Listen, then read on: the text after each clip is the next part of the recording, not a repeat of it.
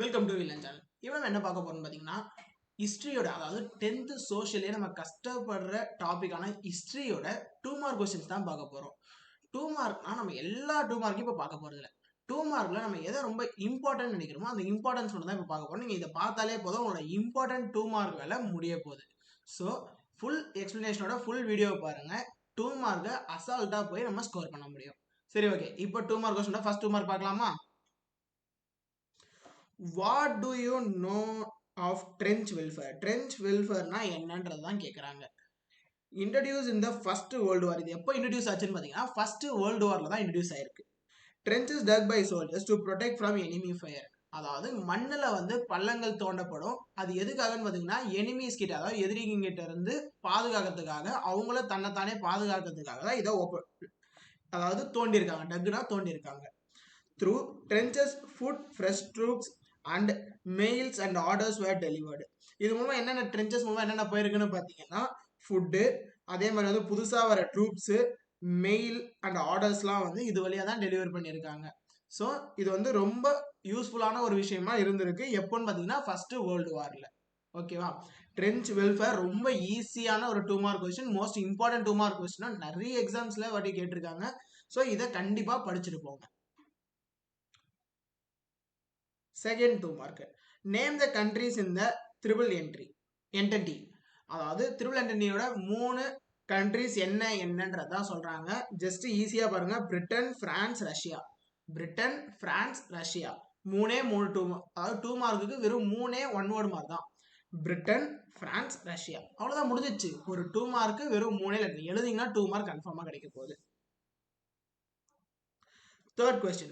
Name the territories annexed by the British under the Doctrine of Lapse. அதாவது doctrine of லேப்ஸ்ல வர British கீழே இருக்கிற டெரிட்டரிஸை பத்தி கேட்டிருக்காங்க. ஓகேவா? Satara, Jhansi, Nagpur, Sambalpur, parts of the Punjab. அதாவது மொத்தமே 5 விஷயம். ஓகேவா? 5மே எழுதணும்னா எழுதிதான் ஆகணும் கண்டிப்பா. இதெல்லாமே 1 மார்க் தான், நீங்க ஈஸியா ஞாபகம் வச்சுக்கலாம். ஓகேவா?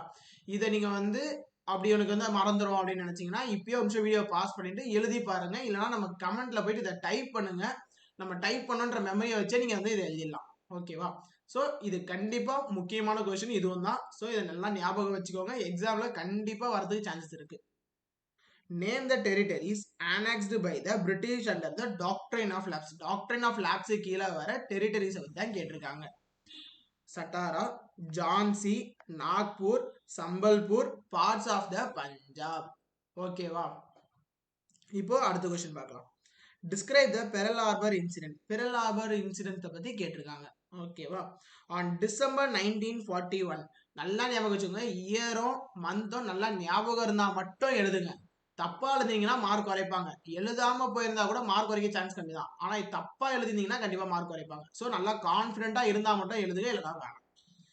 Japan attacked Americans fleet in Pearl Harbor. Many battleships planes were destroyed. United States declared war on Japan. இந்த 1941 டிசம்பர்ல தான் இந்த பெரல் ஹார்பர் இன்சிடென்ட் நடந்திருக்கு. ஜப்பான் அட்டாக்டு, அதாவது ஜப்பான் வந்து அமெரிக்காவை பெரல் ஹார்பர்ல வந்து அட்டாக் பண்ணியிருக்காங்க. நிறைய பேட்டில் ஷிப்ஸ் அண்ட் அவங்களோட பிளேன்ஸ் வேர் டெஸ்ட்ராய்டு. நிறைய ஏரோப்ளைன்ஸ், அதுக்கப்புறம் வந்து ஷிப்ஸ்லாம் வந்து, அதாவது பேட்டில் ஷிப்ஸ் எல்லாமே டேமேஜ் ஆயிருக்கு. அதனால யுனைடெட் ஸ்டேட்ஸ் வந்து ஜப்பான் மேல வார் டிக்ளேர் பண்ணியிருக்காங்க. ஓகேவா? இவ்வளவுதான், சிம்பிளா 3 பாயிண்ட். டிசம்பர் 1941 அன்னைக்கு ஜப்பான் அமெரிக்காவை அட்டாக் பண்ணாங்க. இதுல நிறைய ஷிப்ஸும் பிளேன்ஸும் டெஸ்ட்ராய் ஆயிடுச்சு. இதனால யுனைடெட் ஸ்டேட்ஸ் ஜப்பான் மேல வாரை டிக்ளேர் பண்ணியிருக்காங்க. ஸோ 3 பாயிண்ட்ஸ், அவ்வளவுதான், முடிஞ்சிருச்சு. இப்போ 5th question. What are the duties of Palayakkars? பாளையக்கர்ஸோட முக்கியமான டியூட்டிஸா என்ன சொல்றாங்கன்னு பார்க்கலாம். டு கலெக்ட் ரெவன்யூ கலெக்ட் பண்றது அவனோட முக்கியமான ஃபர்ஸ்ட் வேலை. ரெண்டாவது, அட்மினிஸ்ட்ரேட் த டெரிட்டரியை அட்மினிஸ்ட்ரேட் பண்ண, அதாவது ரூல் பண்ணணும் கிட்டத்தட்ட. செட்டில் டிஸ்பியூட்ஸ், ஏதாவது பிரச்சனைகள் இருந்ததுன்னா அதை சரி பண்ணி வைக்கிறது, இந்த பஞ்சாயத்து பண்றதுனால அந்த மாதிரி விஷயங்கள். மெயின்டைன் லா அண்ட் ஆர்டர், அங்க எதுவும் பெருசா பிரச்சனைகள் வராம சண்டைகள் வராம இவங்க தான் பாதுகாக்கணும். அதுதான் லா அண்ட் ஆர்டரை இவங்க மெயின்டைன் பண்ணணும். போலீஸ் டியூட்டிஸ் வேர் நோன் அஸ் பாடி காவல் ஆர் அரசு காவல். அதாவது போலீஸ் டியூட்டியும் இவங்க கிட்ட இருந்ததுன்றதா சொல்ல வராங்க. பாலகேயர்ஸ் வந்து என்ன பண்ணிருந்தாங்கன்னு பாத்தீங்கன்னா ரெவன்யூ கலெக்ட் பண்ணாங்க, administrate the territory, settle disputes, maintain law and order, police disputes were known as Padikaval or Arasu Kaval. நான் சொல்லும் போதே திரும்ப இன்னொரு சொல்லுங்க, இந்த ஈஸியா ஞாபகம் வச்சிடலாம். ஜஸ்ட் 5 பாயிண்ட் 2 மார்க் கண்டிப்பா நம்மளுக்கு இருக்கு. collect revenue, administrate the territory, settle disputes, maintain law and order. Police duties are known as பாடிகாவல் or அரசு காவல். What is பூர்ண சுராஜ்? பூர்ண சுராஜ்னா என்ன? இதுதான் நம்மளோட 6th கொஸ்டினா இருக்க போது. பூர்ண சுராஜ்னா என்னன்னு பாத்தீங்கன்னா, it means complete freedom, அதாவது கம்ப்ளீட்டான ஃப்ரீடம்னு சொல்றாங்க. அது மட்டும் not satisfied with dominant with status, அதாவது not satisfied with dominant with status. In 1929 Congress session Nehru declared Purna Swaraj as the goal. இது பூர்ண சுராஜ் என்னன்னு பாத்தீங்கன்னா ஒரு முழுமையான விடுதலை, அதாவது கம்ப்ளீட் ஃப்ரீடம். அதாவது நீங்க எனக்கு கொஞ்சமா ஃப்ரீடம் தரது, இதை மட்டும் நீங்க செஞ்சுக்கலாம், அந்த மாதிரி கொஞ்சம் கூடமா தராம எங்களுக்கு ஃபுல் ஃப்ரீடம் கொடுத்துருங்க அப்படின்னு சொன்னதுதான் வந்து பூர்ண சுராஜ். இதை யார் ஸ்டார்ட் பண்ணி வச்சாங்கன்னு பாத்தீங்கன்னா இன் 1929, அதாவது இயர் பாத்தீங்கன்னா 1929ல காங்கிரஸ் செஷன்ல நேரு வந்து சொல்லியிருக்காரு, இந்த பூர்ண சுராஜ் தான் நம்மளோட கோல்ன்றது, இதுக்காக தான் நம்ம போராடுறோம் அப்படின்ற விஷயத்த. ஸோ இதை வந்து நீங்க ஃபர்ஸ்ட் பாயிண்ட் செகண்ட் பாயிண்ட் கஷ்டமா இருக்குன்றவங்க ஃபர்ஸ்ட் அண்ட் தேர்ட் பாயிண்ட் மட்டும் கூட படிங்க. இதுவும் ஒரு சிம்பிளான கொஸ்டின் தான். பூர்ண சுராஜ் என்னன்னு பாத்தீங்கன்னா it means complete freedom. In 1929 Congress session Nehru declared Purna Swaraj as the goal. ஓகேவா?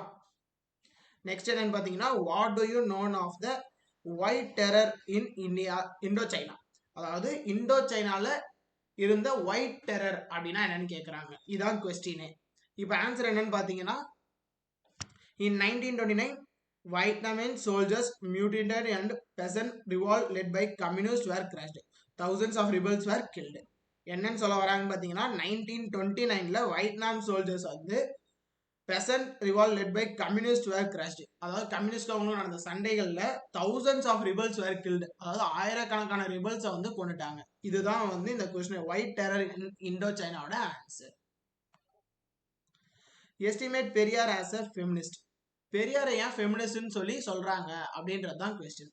ஆன்சர் என்னன்னு பாத்தீங்கன்னா he condemned child marriage and the Devadasi system, அதாவது வந்து சைல்ட் மேரேஜையும் அப்புறம் தேவதாசி சிஸ்டமையும் இவர் வந்து எதிர்த்து போராடுறாரு. Emphasising women right to divorce and property, அதாவது விமன்ஸ் வந்து டைவர்ஸ் கொடுக்கறதுக்கு இவங்களுக்கு உரிமை இருக்கு, அது மட்டும் இல்லாம ப்ராப்பர்ட்டிலயும் இவங்களுக்கு ஷேர்ஸ் இருக்கு அப்படின்னு சொல்லி யாரை இனிஷியேட் பண்ணாங்கன்னு பாத்தீங்கன்னா பெரியார் தான். Motherhood was a burden to woman, அதாவது மதர்ஹுட் வந்து விமன்ஸுக்கு இது ஒரு பெரிய பர்டனா இருக்குன்னு சொல்லியும் இவர் தான் சொன்னாரு. ஸோ அதனாலதான் வந்து பெரியார ஃபெமினிஸ்ட்னு சொல்றாங்க. திரும்பவும் பாருங்க, சைல்ட் மேரேஜ் எதிர்த்து போராடி இருக்காரு, விமன்ஸால டைவர்ஸ் கொடுக்க முடியும், ப்ராப்பர்ட்டிஸ்லயும் ஷேர் இருக்கு, மதர்ஹுட் வந்து அவங்களுக்கு பர்டனா இருக்குன்னு சொல்லி போராடினதும் யாருன்னு பாத்தீங்கன்னா பெரியார் தான். Highlight the essence of Tiruchirappalli proclamation of 1801, அதாவது திருச்சிராப்பள்ளியோட ப்ரொக்ளைமேஷன் ஆஃப் 1801 பத்தி சொல்லி கேட்டிருக்காங்க. The proclamation was passed on the walls of the Nawab's palace in Tiruchirappalli fort, அதாவது ப்ரொக்ளைமேஷன், அதாவது இந்த போராட்டத்தை பத்தி வால்ஸ் ஆஃப் நவாப் பேலஸ், அதாவது அவங்களோட பேலஸ் மேலேயே வந்து எழுதியிருக்காங்க. இது எங்கன்னு பாத்தீங்கன்னா Tiruchirappalli ஃபோர்ட்ல.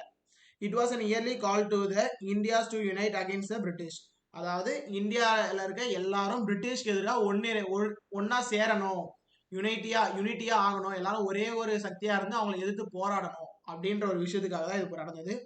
Many Palayakkars of Tamil country railed together to fight against the English, அதாவது மெனி பாலகையர்ஸ், அங்க நம்ம முன்னாடி பார்த்தாலும் ஒரு 2 மார்க் பாலகையாருங்க, அவங்க எல்லாரும் சேர்ந்து ஒன்னா நிறைய, அதாவது தமிழ்நாட்டில் இருக்க நிறைய பேர் ஒன்னா சேர்ந்து இங்கிலீஷ்க்கு எதிராக போராடி இருக்காங்க. அதுதான் திருச்சிராப்பள்ளி ப்ரொக்ளமேஷன் ஆஃப் 1801. ஓகேவா? List out any 2 causes for the failure of the League of Nation. League of நேஷனோட 2 ஃபெயிலியர் பத்தி கேட்டிருக்காங்க. ஓகேவா? அதுல ஃபர்ஸ்ட் ஃபெயிலியர் என்னன்னு பாத்தீங்கன்னா லேக் ஆஃப் மிலிட்ரி பவர், அதாவது மிலிட்ரி பவர் இல்லாததுனால தான் அவங்க ஃபர்ஸ்ட் வந்து அவங்களுக்கு வந்து ஃபெயிலியர் ஆனதுக்கு காரணமே. ரெண்டாவது principle of collective society could not be applied, அதாவது கலெக்டிவ் சொசைட்டி வந்து அவங்களுக்கு வந்து அப்ளை ஆகலை, அதனாலதான் வந்து அங்கேயும் அவங்க வந்து அடி வாங்கினாங்க. So first lack of military power, ரெண்டாவது collective society could not be applied. Next question பார்க்கலாமா? நெக்ஸ்ட் கொஸ்டின் என்ன பார்த்தீங்கன்னா summarise the essence of Lucknow pact. Lucknow பேக்டோட சம்மரி பத்தி கேட்டிருக்காங்க. Under the Lucknow pact 1916, Lucknow pact எப்போ நடந்தது? 1916ல. The Congress and the Muslim League agreed that there should be self government in India as soon as possible. அதாவது இந்தியாவில் வந்து செல்ஃப் கவர்மெண்ட் வந்து apply ஆகணும், எவ்வளோ சீக்கிரம் முடியுமோ அவ்வளோ சீக்கிரம் இது நடக்கணும் அப்படின்னு சொல்லி இது first problem. Under the Lucknow pact the Congress and the Muslim League agreed that there should be self government in India as soon as possible. அதாவது காங்கிரஸ் அண்ட் முஸ்லீம் லீக் ரெண்டு பேரும் சேர்ந்து என்ன முடிவு எடுத்தாங்கன்னு பார்த்தீங்கன்னா இந்தியாவில் செல்ஃப் கவர்மெண்ட் சீக்கிரமாக உருவாகணுன்றதான் இதை முடிவு எடுத்தாங்களே. அடுத்து என்ன பார்த்தீங்கன்னா, in return the Congress leadership accepted the concept of separate electorate for Muslims. அதாவது in return the Congress leadership, அதாவது காங்கிரஸ் தனிப்பட்ட முறையில் இதுக்காக பதிலாக என்ன வந்து முடிவெடுத்தாங்கன்னு பார்த்தீங்கன்னா the separate electorate for Muslims, முஸ்லிம்ஸுக்கு தனியாக ஒரு எலெக்ஷனே நடக்கணும் அந்த மாதிரி ஒரு முடிவு எடுத்தாங்க. அதுதான் வந்து லக்னோ பேக்ட். 1916 காங்கிரஸும் முஸ்லீம் லீகும் சேர்ந்து இந்தியாவில் செல்ஃப் கவர்மெண்ட் அப்ளை ஆகணும். அது மட்டும் இல்லாமல் அதுக்கு பதிலாக காங்கிரஸ் என்ன முடிவு எடுத்தாங்கன்னு பார்த்தீங்கன்னா முஸ்லிம்ஸுக்கு தனியாக ஒரு எலக்ட்ரேட் ஃபார் முஸ்லிம்ஸ்னு ஒன்று நடக்கணும் அப்படின்றதையும் முடிவு எடுத்தாங்க. Define dollar imperialism. டாலர் இம்பெரியலிசம்னா என்னன்னு கேட்குறாங்க. It describes the policy of the USA. இது யாரோட பாலிசின்னு பார்த்தீங்கன்னா யூஎஸ்ஏவோட policy. Maintaining and dominating over distant land through economic aid. அதாவது maintaining and dominating over distant land through economic aid மூலமா அதாவது எக்கனாமிக் எய்டு மூலமா இவங்க எல்லாரையும் கவர் பண்றது தான். ஓகேவா? First policy of the USA இது. ரெண்டாவது பாத்தீங்கன்னா maintaining dominating over distant land through economic aid மூலமா இது எல்லாத்தையும். ஓகே, இதோட ஹிஸ்டரியோட 2 மார்க் இம்பார்ட்டன்ட் கொஸ்டின்ஸ் முடியுது. மிச்ச கொஸ்டின்ஸ் எல்லாமே நம்மளோட எக்கனாமிக்ஸ், சிவிக்ஸ், ஜியோகிராஃபி 2 மார்க்ஸ் எல்லாம் நமக்கு ஆல்ரெடி வீடியோஸ் அப்லோட் பண்ணியாச்சு. பார்க்காதவங்க இப்பயே போய் பார்த்துருங்க. நம்ம சேனலை சப்ஸ்கிரைப் பண்ணுறவங்க கண்டிப்பாக சப்ஸ்கிரைப் பண்ணிட்டு வீடியோ பாருங்க, உங்க ஃப்ரெண்ட்ஸுக்கும் ஷேர் பண்ணுங்க. எக்ஸாமில் எப்படி படிக்கணும், என்னென்ன அப்டேட் படிக்கணும், அந்த மாதிரி எல்லா வீடியோஸ் இம்பார்ட்டன்ட் கொஸ்டின்ஸ் எல்லாமே நம்ம சேனலில் வந்துட்டே இருக்க வீடியோஸ் எல்லாமே. இப்பயே போய் சப்ஸ்கிரைப் பண்ணி வச்சுக்கோங்க, உங்கள் ஃப்ரெண்ட்ஸுக்கு ஷேர் பண்ணுங்கள். எல்லாருக்கும் யூஸ் ஆகிற சோஷியல் வீடியோஸ். சோஷியல் கஷ்டமே இல்லை மார்க் எடுக்கிறது, அது எப்படி எடுக்கணுன்றதையும் நம்ம ஆல்ரெடி சொல்லியாச்சு. பார்க்காதவங்க போய் வீடியோஸை பாருங்கள், கண்டிப்பாக எக்ஸாமில் மார்க் எடுக்கலாம். ஓகேவா? இந்த வீடியோ பார்த்து ரொம்ப நன்றி. நெக்ஸ்ட் வீடியோவில் பார்க்கலாம்.